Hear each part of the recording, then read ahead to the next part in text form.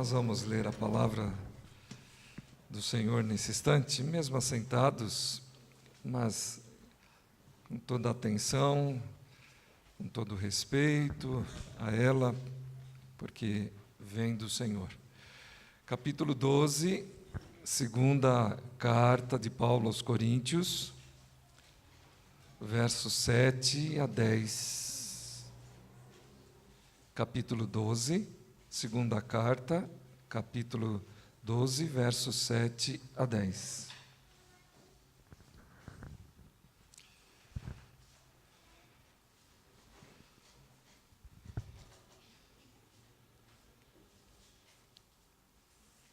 Vamos ler. E para que não me ensoberbecesse com a grandeza das revelações, foi-me posto um espinho na carne, mensageiro de Satanás, para me esbofetear, a fim de que não me exalte. Por causa disto, 3 vezes pedi ao Senhor que o afastasse de mim. Então ele me disse: a minha graça te basta, porque o poder se aperfeiçoa na fraqueza. De boa vontade, pois, mais me gloriarei nas fraquezas, para que sobre mim repouse o poder de Cristo. Pelo que sinto prazer nas fraquezas, nas injúrias, nas necessidades, nas perseguições, nas angústias, por amor de Cristo. Porque quando sou fraco, então é que sou forte. Até esse versículo, vamos fazer uma oração. Pai, que o Senhor continue manifestando a sua bondade aqui entre nós. Acima de tudo, Pai, nos permitindo perceber a tua graça, nos permitindo perceber os teus cuidados, a tua misericórdia, o teu imenso amor, ao nos deixar uma sábia direção e ao nos deixar o sábio condutor, o Espírito, e ao nos apontar e nos revelar, sempre a partir de ambos, a Cristo Jesus, nosso Salvador. Nós somos gratos e pedimos a tua iluminação sobre todos que aqui estão, desde aquele que fala a todos que vão ouvir, do mais jovem ao mais idoso. Que a tua palavra não volte ao Senhor vazia, e confiamos naquilo que ela nos diz. Em nome de Jesus, amém. Bem, irmão, nós estamos aí por celebrar 500 anos da Reforma, e uma das marcas da Reforma, dos pilares da Reforma é a graça, e nós queremos compartilhar com os nossos irmãos um pouco a respeito dela nesta noite, falando sobre esse texto. Os irmãos haverão de perceber que ela nos apresenta a graça de uma forma talvez diferente daquela que normalmente nós, ou talvez da forma como mais nós foquemos, diferente um pouco, portanto, dessa característica presente em toda a nossa caminhada como igreja. Na verdade, há uma única palavra que abrange todas as riquezas que encontramos em Cristo: é a graça. É o meio pelo qual recebemos todas as bênçãos, bênçãos materiais, bênçãos espirituais, e vai além, porque em alguma medida ela até mesmo beneficia os incrédulos, porque estes compõem a criação de Deus. A esta área da graça, normalmente os teólogos costumam classificar de graça comum, que é aquela que abrange, beneficia de alguma forma toda a criação de Deus. É um constante cuidado de Deus por toda a criação, suprindo suas necessidades, suprindo as necessidades de toda a criatura. E a Bíblia fala, então, em vários momentos a respeito dessa manifestação divina. Por exemplo, Pedro, escrevendo a sua primeira carta, capítulo 4, versículo 10, classifica a graça ali, usando um termo grego, poikilos, que quer dizer multiforme. Ou ele chama a graça de multiforme, ou seja, com variadas maneiras de ser apresentadas, né? É verdade que nesse texto ele está falando de uma forma especial do servir, do serviço, do chamado ao serviço. E ele classifica então esse chamado de uma forma múltipla. Em outras palavras, querendo dizer que o chamado de Deus ele se caracteriza por uma diversidade, onde muitos podem, portanto, participar, ou todos podem participar. Mas também no capítulo 1, ainda versículo 6, ele trata a graça de uma forma diferente. Ele está falando aos crentes que enfrentam dificuldades, que enfrentam provas. Então, é um interessante paralelo da multiforme graça de Deus. Então, ela é multiforme não só para falar a respeito da diversidade de dotações, de dons, de benefícios, mas também ela é multiforme nas diversas circunstâncias pelas quais o crente passa. Paulo, portanto, experimentou a graça de Deus de um modo que poucos experimentaram, pois ele suportou sofrimentos como poucos fizeram. E aí ele está adequado, portanto, a essa nova, ou essa característica diferenciada que o apóstolo Paulo citou, portanto, no capítulo 1, versículo 6 da sua primeira carta. Em 2 Coríntios, que nós lemos, capítulo 2, versículo 9, o Senhor lhe deu uma das verdades mais profundas de toda a revelação. Qual foi? Abre aí. 2 Coríntios, capítulo 2, versículo 9, que diz: a minha graça te basta. Irmãos, isso é revelação de Deus. Deus está nos fazendo compreender algo que talvez estivesse escondido da nossa percepção, do nosso conhecimento. Deus está nos revelando. E isto acontece em um contexto de extrema dificuldade, escrevendo, portanto, a sua carta aos Coríntios.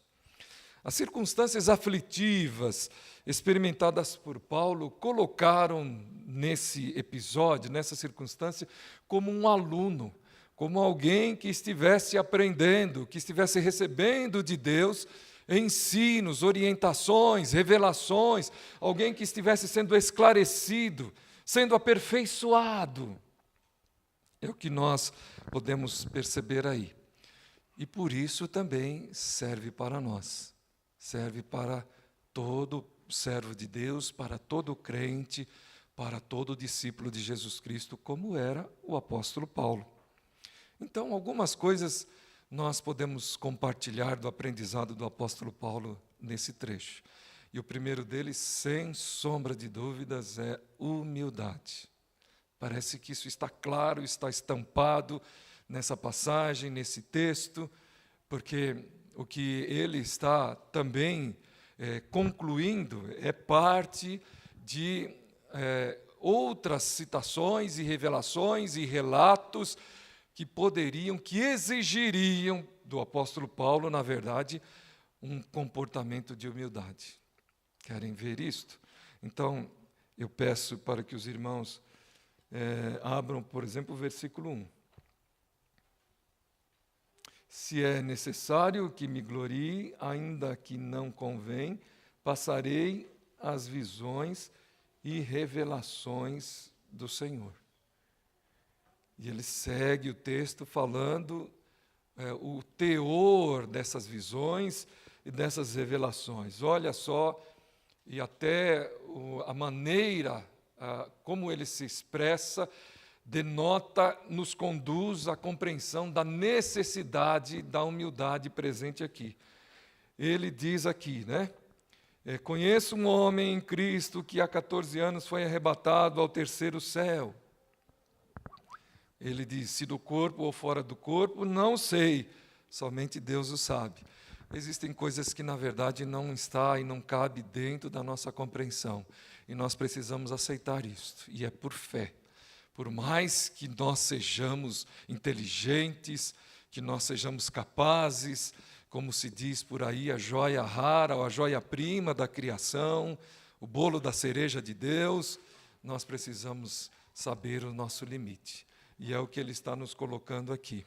E sei que o tal homem, se no corpo ou fora do corpo, não sei, diz Deus o sabe, foi arrebatado ao paraíso e ouviu palavras inefáveis, palavras que não têm uma tradução adequada e lógica de compreensão para nós, às quais não é lícito ao homem se referir. Então, este homem é ele mesmo, pelo teor do texto, pela sequência do texto. E o versículo que nós lemos, capítulo 12, versículo 7, diz assim, e para que não me ensoberbecesse com a grandeza das revelações, ou seja, aí ele já está destampando, portanto, né, tirando a tampa, tirando o véu e dizendo que essas revelações foram dadas a ele. Para que não houvesse soberba por conta das revelações, então ele desenvolve a sequência do texto. Paulo foi, talvez espiritualmente, o homem mais privilegiado que já viveu, com certeza, com exceção ao Senhor Jesus Cristo, na sua condição de humanidade. E a graça do Senhor em sua vida foi extraordinária. Nós devemos nos lembrar do texto de Atos dos Apóstolos, algumas passagens, as quais ele expressa, ele coloca para todos os seus leitores, né? Capítulo 9, versículos 4 a 6, é um trechinho do momento de conversão do apóstolo Paulo. Diz ele que estava com uma comitiva num cavalo a caminho de Damasco e, de repente, um clarão veio, ele caiu do cavalo e ouviu uma voz. É interessante o que nos diz esse texto. As pessoas ouviram, mas não entenderam. Ele ouviu e entendeu. São poucos aqueles que passarão por experiências assim. Ainda mais 3. Capítulo 18, versículos 9 a 10, quando ele estava em Corinto, ele estava sendo ameaçado pelas forças judaicas daquela região, por conta da sua pregação, e ele teve uma visão, provavelmente dormindo, né? Eu creio que ele estava dormindo e teve uma visão. Ele não fala que estava dormindo, disse que teve a visão. E o Senhor falou com ele, Paulo, não temas. Irmãos, ele estava tremendo de medo, com muito temor. Ele já fora agredido por pedras a ponto de entenderem que ele não tinha mais vida, ele já passara por circunstâncias terríveis e estava novamente sob ameaças assim. E nesta visão, o Senhor diz para ele, Paulo, não temas, fala, porque neste lugar tem muita gente minha aqui. Continua falando.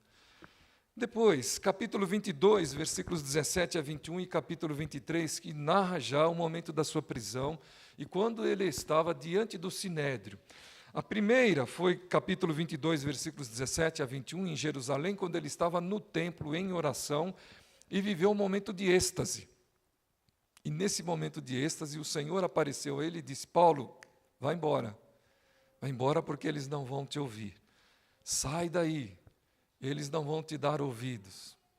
E depois, mais adiante, capítulo 23, versículo 11, ainda diante deste neste contexto, né, diante do Sinédrio, ele recebe, diz o texto, o Senhor se colocou do lado dele e disse para ele assim: Paulo, continua testemunhando, porque o que você fez aqui precisa ser feito em Roma. Em outras palavras, estava dizendo a ele que ali não seria o fim da vida dele, que ele teria que ir ainda até Roma. Então, episódios assim clarificam o teor de espiritualidade na vida de Paulo. Ele recebeu tão ampla revelação da parte de Deus que seus escritos formam quase que a metade dos livros do Novo Testamento. Quantas cartas são, irmãos? Quantas? 13. 13 ou 12? 12 ou 13? Será que nós estamos incluindo o livro de Hebreus também? Não se tem certeza, né, Barão? Do livro de Hebreus. Mas entende-se que, se considerar Hebreus, que há muitas dúvidas, seria isso, né? Mas entende-se que seria quase a metade dos escritos do Novo Testamento são textos escritos pelo apóstolo Paulo, que caracterizam revelação de Deus. Ou seja, notícias, informações, boas novas, que nós precisávamos ter, receber, pela instrumentalidade do apóstolo Paulo. Então, por causa da natureza extraordinária dessas revelações, o que ele fala no versículo 7? Foi-me colocado um espinho na carne. Mas só isso que ele fala a respeito desse espinho? O que ele fala mais? Mensageiro de Satanás. O que é um mensageiro, irmãos? Que leva uma mensagem. Quem na Bíblia leva uma mensagem? Os anjos, né? Às vezes, figuras espirituais, às vezes, figuras naturais, seres humanos, concordam? Às vezes a gente diz assim, é uma doença que o apóstolo Paulo tinha. Pelo teor, pela palavra utilizada, não seria exatamente uma doença. Entende-se que seria realmente uma pessoa. Provavelmente uma pessoa opositora dele na igreja de Corinto. Vejam como segue o texto. Por causa disto, 3 vezes pedi ao Senhor que o afastasse de mim. Entende-se que seria um opositor ferrenho lá na igreja de Corinto, o qual ele teve que lidar com essa pessoa todo o tempo, né? Em que ele atuou, em que ele trabalhou, em que ele esteve servindo ao Senhor. É algo ou alguém, entende-se provavelmente pela característica da sua expressão, que seja alguém lá, e a palavra usada é ângelos, conforme nós acabamos de compartilhar com os nossos irmãos. E Paulo entendeu qual a razão desse mensageiro de Satanás na sua vida. Por que foi? Para que ele não se ensoberbecesse. É preciso humildade, servindo ao Senhor. No chamado do Senhor, nós aprendemos, por exemplo, que a graça do Senhor muitas vezes nos leva a situações adversas para que nós não vivamos esses rompantes, né? Essas posturas, essas iniciativas, como do apóstolo Pedro, todas as vezes que ele se sentia ameaçado diante de uma adversidade. Ele saía já querendo, como se diz do texto aí no popular, rodando a baiana, né? Desculpe, irmãos, mas é expressão popular, tá bom? Sem qualquer referência aí ao lugar de nascimento dos nossos irmãos. Mas é aquilo que nós aprendemos com esse texto aí. E, irmãos, caminhem com a passagem, caminhem com o texto, vejam o que está acontecendo aqui. Frequentemente, outros crentes são canais da graça de Deus. E nós vamos viver isso porque somos corpo, porque temos irmãos e irmãs, porque temos pessoas mais experientes e menos experientes. Mas somente Deus é a fonte das bênçãos e a fonte da graça. Isso nós não podemos nos esquecer jamais. Jamais. Somente o Senhor é a fonte. Às vezes a gente pode estar achando que alguém pode resolver o meu problema. E eu vou a esta pessoa com tamanha fé, achando que ele verdadeiramente pode resolver o meu problema. Ele não pode. Porque somente Deus é a fonte. Ele é um canal. Ele é um instrumento. É isto que nós aprendemos também com esta passagem. Temos a tendência de nos voltarmos para as pessoas a fim de solucionarmos as nossas mágoas, mas Deus quer que em tempos de dificuldade nós busquemos primeiramente a Ele, o que nós fazemos muitas vezes em último lugar. Essa foi a reação de Paulo. Vejam o versículo 8. Por causa disto, 3 vezes pedi ao Senhor. Por causa disso, orei diante dele por 3 vezes. Por causa disso, insisti, persisti com Deus. Falei, Senhor, me acode.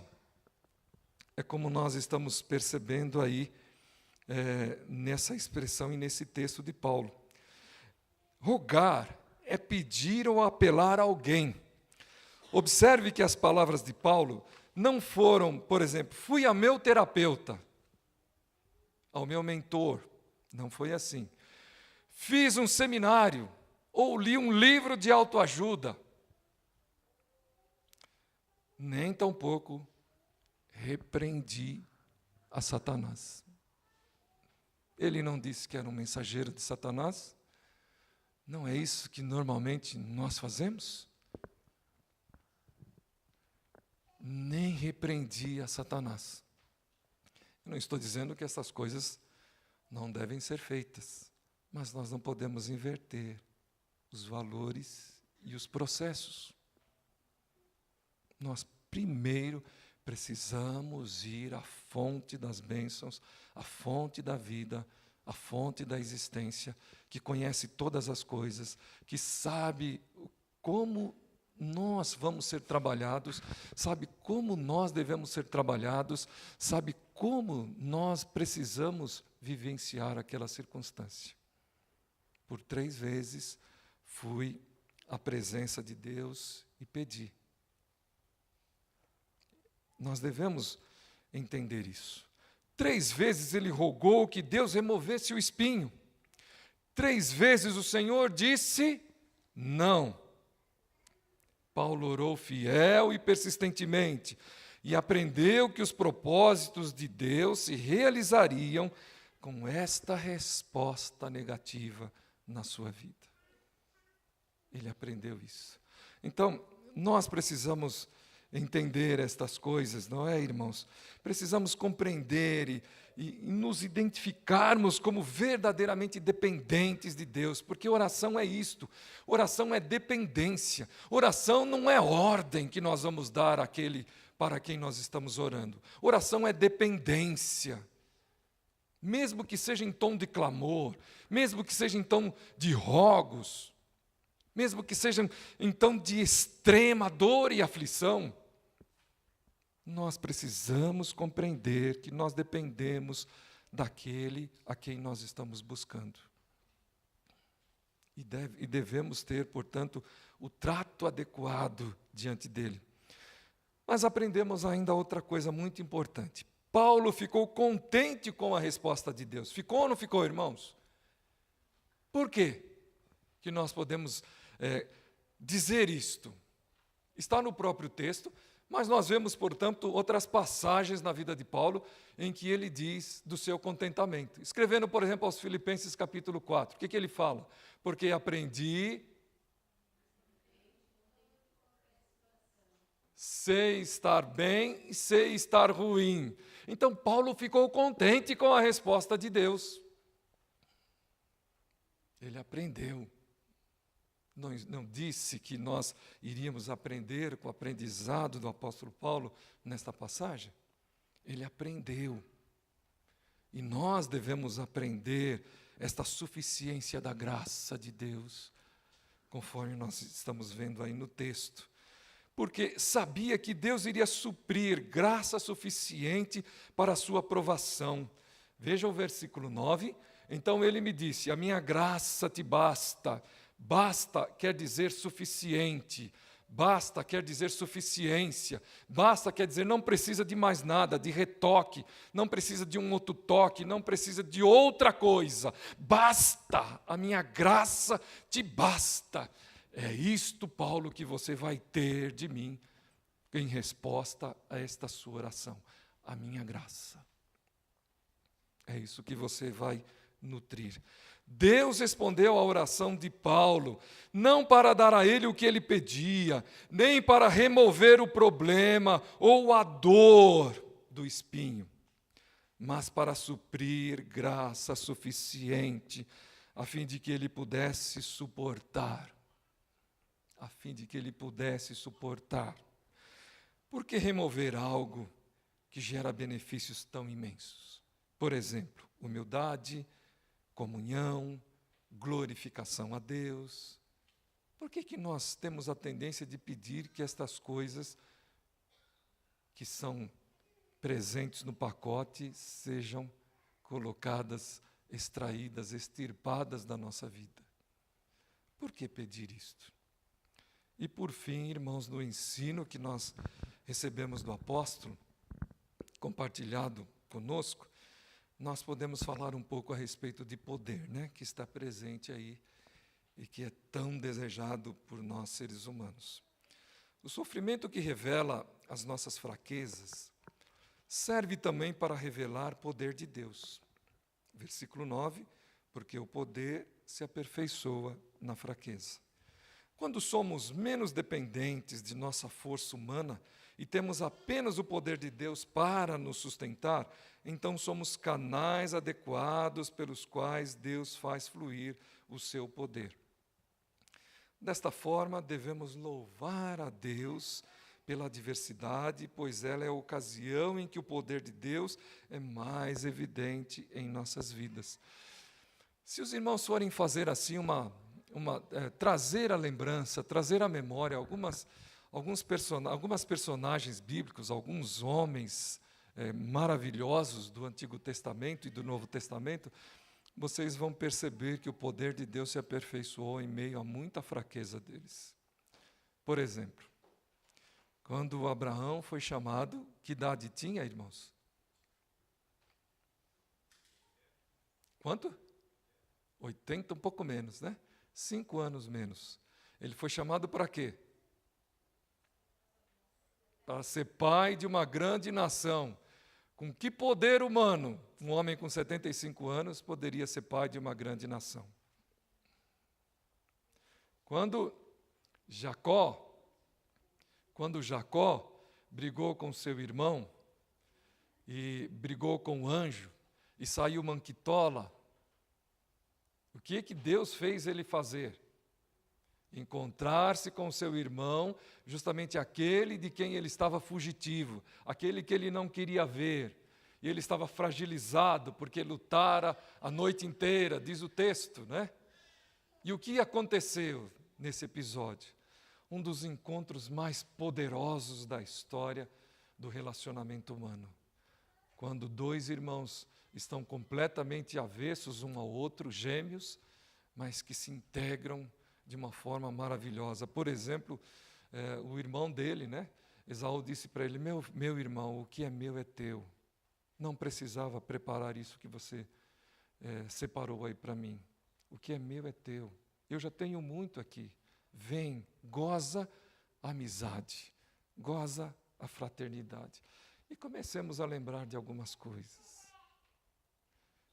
Vamos parar, por exemplo, lá no Getsêmani. Quando houve aquele pedido famoso do Senhor Jesus: Pai, se possível, passa de mim esse cálice. Quando o seu suor foi revertido em sangue, num instante de extrema fragilidade de nosso Senhor, o que ele fez? Ele foi até a cruz e morreu, deu a sua vida por nós. Enfrentou talvez aquilo que ele não desejasse ou não estivesse querendo passar momentos antes. Pai, se possível, passa de mim esse cálice. E quantos outros, irmãos? Se nós falarmos de Jonas, se nós falarmos de Elias, tantos homens poderosos que nós encontramos no texto, todos eles apresentaram poder porque estavam extremamente envolvidos em fraquezas, fragilidades, na presença de Deus. A própria nação de Israel, né? Então, isto que nós aprendemos com o apóstolo Paulo aqui, na verdade, é um princípio constante, presente em toda a história bíblica, em toda a história do povo de Deus. Então, a gente fica a se perguntar nos nossos dias, por que a igreja tem tanta mania nos nossos dias de pedir coisas que não são bênçãos para nós? De pedir, por exemplo, que Deus nos livre das provas, das provações, que nos livre, por exemplo, dos decretos, das leis, de todas estas coisas, para que nós não soframos. Vejam este exemplo de Paulo: o poder se aperfeiçoa na fraqueza. Quando mais nós estivermos esmigalhados, mais estivermos pisados, diz o profeta Isaías, o Senhor Jesus não apaga o pavio que fumega. O Senhor Jesus não destrói a cana quebrada. E é aí que o poder vai aparecer. O poder de Deus. O poder transformador. O poder enriquecedor. E tudo isso é graça presente. Paulo nos dá um princípio-chave no versículo 10 para nós concluirmos, irmãos. Pelo que sinto prazer nas fraquezas, nas injúrias, nas necessidades, nas perseguições, nas angústias, por amor de Cristo. Porque quando sou fraco, então é que sou forte. Paulo aceitou o problema grave como um amigo destinado a torná-lo mais útil para Deus. Sua atitude faz um grande contraste, portanto, com a atitude da sociedade distante de Deus. A maioria das pessoas pensa que a felicidade consiste em gozar de circunstâncias agradáveis e em possuir muitos bens. Muitos cristãos também estão sendo levados nesta corrente. Então, a nossa reflexão nesta noite, a partir destas palavras do apóstolo Paulo, é para que nós façamos aí uma autoanálise, né? Façamos um julgamento sobre nós mesmos, uma autoanálise, e pensemos no como tem sido, portanto, a nossa vida e a vida daqueles que estão em torno de nós. E talvez até identifiquemos aí porque falta poder no nosso meio. Por que falta poder no nosso meio?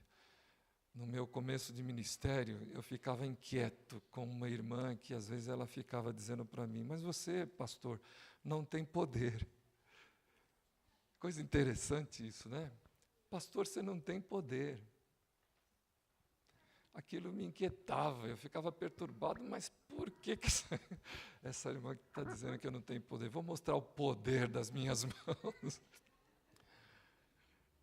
Pois é. Isso não tem nada a ver, não é, irmãos? Não tem nada a ver. Não tem nada a ver. Realmente o poder de Deus se aperfeiçoa na nossa fraqueza. É quando eu pude abaixar a cabeça, é quando eu pude dizer de alguma maneira, mas eu te amo mesmo assim, minha irmã, é que o poder apareceu. Porque esse julgamento acabou. Esse julgamento se transformou numa relação profunda de amizade, de cooperação, de trabalho, de vida, de expressão de louvor a Deus a partir disso. E de vez em quando a gente se encontra e a gente lembra disso. E sorri, e brinca, né, com estas coisas. O poder se aperfeiçoa na fraqueza. Que Deus assim nos abençoe e que nós tenhamos oportunidade ainda, pela graça de Deus, de manifestar diante de Deus gratidão, mesmo se você estiver com seu coração apertado, se você estiver envolto em enfermidade, se você estiver um chefe que pega no seu pé, se você tiver um pastor que está te oprimindo, se você tiver alguém que está pegando no seu pé, que Deus te aperfeiçoe nesse instante. E humildemente, seguramente, suficientemente, que você possa sentir a graça de Deus tomando conta da sua vida ali. Entendendo, querido irmão, que nada disso tem mais glória, mais força, mais poder do que o autor da vida. Então, não diga mais assim, essa pessoa está acabando comigo. Nem que for o seu marido ou a sua esposa. Não diga mais isso. Essa pessoa está acabando comigo. Sabe por quê? Porque isso é idolatria. Porque ninguém pode fazer isto, a não ser Deus.